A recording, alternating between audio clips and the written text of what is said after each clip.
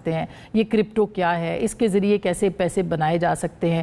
پھر جب پڑھا کہ 3 سے 4 کروڑ پاکستان کے اندر صارفین ہیں, تو ظاہر ہے کہ اس کے اوپر بات کرنا ضروری تھی. کیوں آپ پاکستان آئے ہیں, پہلے تو اپنا بتائیے, اور کیوں آپ کرپٹو پاکستان میں لانا چاہ رہے ہیں؟ دیکھیں, پہلی thank you for having me. پہلی بات تو یہ ہے کہ پاکستان میں کرپٹو آ گئی ہے, یہ آ نہیں رہی, کیونکہ آپ کو پتہ ہے جس طرح میجورٹی آف دا جو کنٹری ہے وہ یوتھ ہے, وہ ینگ لوگ ہیں 22-23 سال کے, ان کے پاس انٹرنیٹ پہ, انسٹاگرام, ٹک ٹاک پہ وہی انفارمیشن ہے جو کوئی امریکہ میں بیٹھا ہوا ہے اس کے پاس ہے, اور بڑی ٹیک سیوی یوتھ ہے جو کہ تیسری چوتھی دنیا کی بڑی فری لانسر مارکیٹ بھی ہے.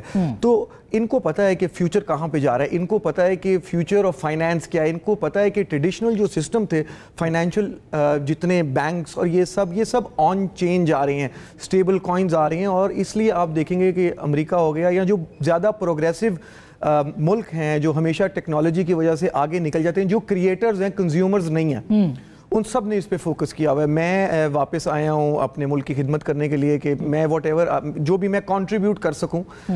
اتنی بڑی ہماری کرپٹو کی مارکیٹ ہے, اور اس کو ہم کس طرح ریگولیٹ کر سکیں گے, اس سے ملک کا بھی فائدہ ہو, اس سے یوتھ کا فائدہ ہو, اور وہ یوتھ دنیا میں کس طرح اپنا لوہا منوا سکے, کیونکہ اس کو منوانے کے لیے ان کو ایک اچھا انوائرمنٹ چاہیے.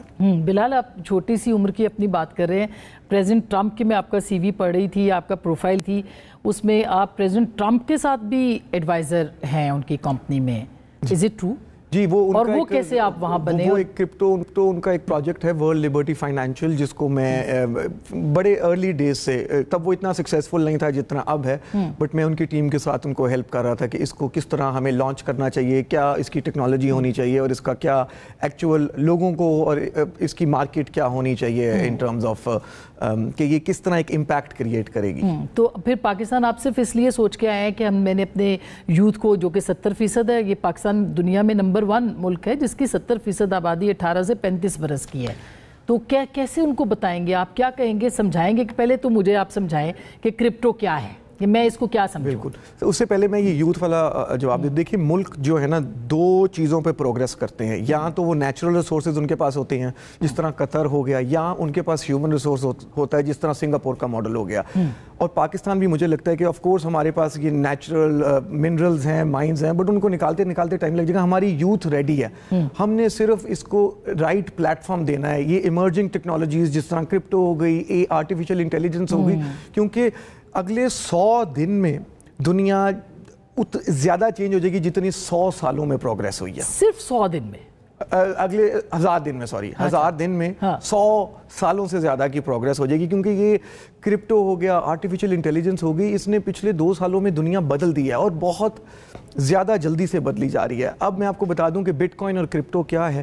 دیکھیں, یہ کرپٹو ایک چھوٹی سی چیز ہے, بلاک چین ٹیکنالوجی. اصل وہ ٹیکنالوجی ہے, بلاک چین کا مطلب ہے کہ جی ہمیں کسی تھرڈ پارٹی کے پاس نہیں جانے کی ضرورت. یہ ایک ٹرانسپیرنٹ پبلک لیجر ہے, اور آپ جس طرح یہ ٹی وی چل رہا ہے, جس طرح ہم شاپنگ کرتے ہیں, جس طرح ہم کچھ بھی کرتے ہیں, وہ سب انٹرنیٹ نے آ کے چینج کر دیا, بٹ پیسے کا کانسیپٹ نہیں چینج کیا. دیر واز کچھ بھی انٹرنیٹ پہ نہیں تھا جو جس سے آپ پیسے کو موو کر سکتے تھے, آپ کو اپنے بینکنگ چینل کے تھرو جانا ہے, تو نے آ کے وہ چینج کیا. بٹ کوائن ایک ڈیجیٹل گولڈ ہے, سمجھیں, یہ ایک پہلی دفعہ انسان کی ہسٹری میں ایسی چیز ہوئی ہے کہ آپ ایک ویلیو ایکسچینج کر سکتے ہیں اتنی ہی جلدی جتنی جلدی انفارمیشن چینج ہوتی ہے, کسی تھرڈ پارٹی کے بغیر.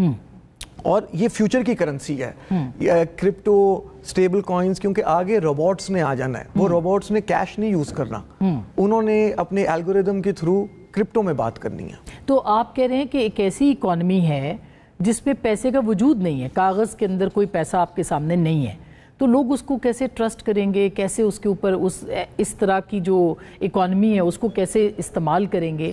یہ, اور خاص کر کے پاکستان جیسے ملک کے اندر, یہ سب سے بڑا چیلنج نہیں ہے؟ یہ اسی طرح ہے جس طرح اب آپ کسی کو واٹس ایپ کرتی ہیں, خط یا کاغذ نہیں لکھتی.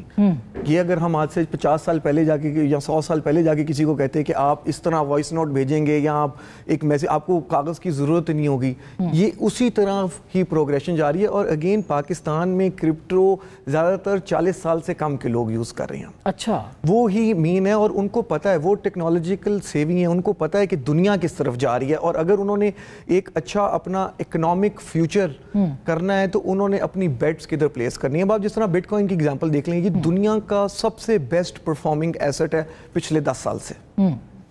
ہر چیز کو اس نے سرپاس کر دی. ایک چھوٹی سی ایگزامپل دے رہا ہوں کہ جب آئی فون 4S آیا تھا, اتنی پرانی بات نہیں ہے, وہ تقریباً 58 بٹ کوائن کا اس وقت تھا.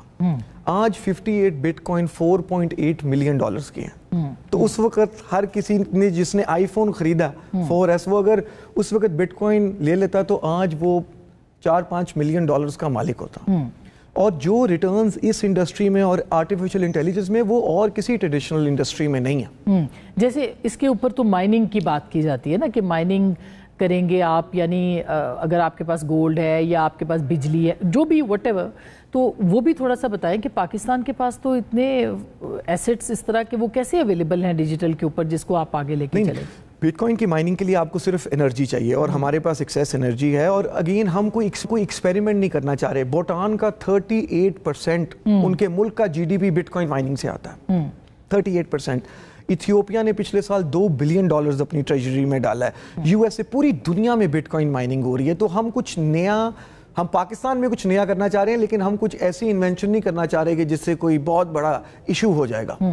تو ہم بھی اپنی لائبلٹیز کو ہم کیوں پیچھے رہیں. یہ کیوں ہے کہ ہم ہمیشہ ٹیل اینڈ پہ ہی ہوتے ہیں, ہم ہمیشہ کنزیومرز ہی ہوتے ہیں. جب ہمارے پاس یوتھ ہے جس کی جو برائٹ ہے, اس کو ہم انیبلنگ انوائرمنٹ دیں, اس کو رائٹ ڈائریکشن دیں, تو ہم بھی کریٹرز ہونے چاہیے. کیسے کریں گے یہ مائننگ کا مسئلہ, کیسے حل کریں گے؟ بہت سارے لوگوں کے پاس یہ نہیں ہے, وہ کرنا چاہتے ہیں مگر یہ سب سے پہلے تو اس لیے تو ہم ایک ریگولیٹری باڈی بنائی ہے نا, ایک independent Pakistan virtual asset regulatory authority, جس کے اندر یہ سارے فریم ورکس بنیں گے کہ یہ چیزیں ان ریگولیٹڈ رسک میٹیگیٹڈ وے, کہ جس سے ملک کو فائدہ ہو, وہ کس طرح ہوں گے. اور یہ کب بنے گی یہ اتھارٹی؟ یہ اتھارٹی بن گئی ہوئی ہے جی. اور اس کے کیا اس کے اوپر کیا کیا وہ ہوں گے, کیبنٹ نے اپروو کی ہوگی ڈیفینیٹلی, قانون بھی بن گیا ہوگا اس کے اوپر. اس پہ سارے آپ کے state bank, governor state bank, SCCP, IT لاس, سارے ممبرز ہیں, اور ہم بڑی تیزی سے فریم ورکس بنا رہے ہیں کہ ہم یہ ایکسچینجز کو کس طرح, اور یہ ڈیجیٹل ایسٹس کو, اسٹیبل کوائنس کو, یہ فیوچر آف فائنانس اس کو کہتے ہیں. دیکھیں جی, ہم نے جب واٹس ایپ یوز کرنا ہے یا کوئی بھی ٹیکنالوجی, یہ آپ کا جتنی ڈیوائسز ہیں یہ essentially made in the US ہے. اسی طرح ہم نے کوئی دوائی کھانی ہے یا ہم نے کوئی فائٹر جیٹ دیکھنا ہے تو ہم انسپریشن USA سے لیں گے. لیکن بٹ کوائن پہ جب وہ کہتے ہیں کہ ہم نے crypto capital of the world بننا ہے یا ہم نے بٹ کوائن کو ایکیومولیٹ کرنا ہے, اس وقت ہم کہتے ہیں کہ نہیں, یہاں پہ یہ لوگ غلط. تو جب باقی چیزیں ان کی مان رہے ہیں, تو اگر وہ ایک پروگریسو اور ٹیکنالوجیکل اس وقت لیڈرز ہیں, تو وہ کسی